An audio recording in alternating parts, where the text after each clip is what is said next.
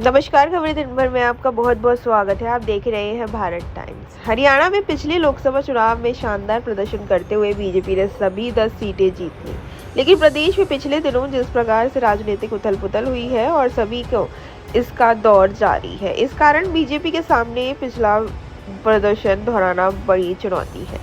कांग्रेस आपसे गठबंधन करके राज्य में अपना खाता खोलने के लिए पूरी ताकत लगा रही है। जननायक जनता पार्टी की सभी सीटों पर उम्मीदवार उतारने से यहां भी माना जा रहा है कि कुछ सीटों पर त्रिकोणीय मुकाबला है। हरियाणा में लोकसभा चुनाव से ठीक पहले भारी राजनीतिक उथल-पुथल मची। बीजेपी के सहयोगी जेजेपी उससे अलग हो गई। स्थिति यह बनी कि बीजेपी को वहां नेतृत्व परिवर्तन करना पड़ा। नए मुख्यमंत्री ने निर्दलीय विधायकों के समर्थन से सरकार चलाई, लेकिन अब एक बार फिर स्थिति बदल गई।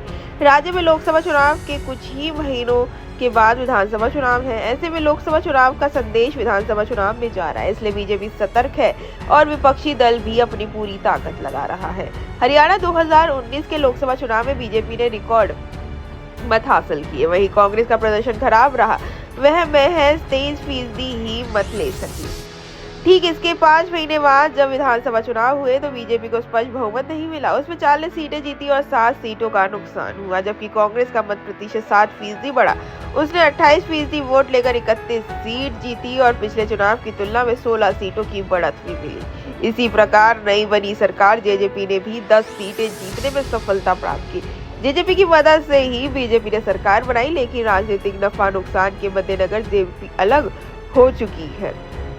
पिछले लोकसभा चुनाव में जेजेपी ने 7 सीटों पर उम्मीदवार उतारे थे, लेकिन कोई सीट नहीं जीत पाई, लेकिन उसे 5% मत मिले। उसके बाद हुए विधानसभा चुनाव में उसके मत प्रतिशत बढ़कर 15% पहुंच गया और 10 सीटें भी जीती। यह दर्शाता है कि वह मजबूत हो रही है, इसलिए माना जा रहा है इस बार जेजेपी का इस सीटों पर चुनाव को त्रिकोणीय रूप दे सकती है।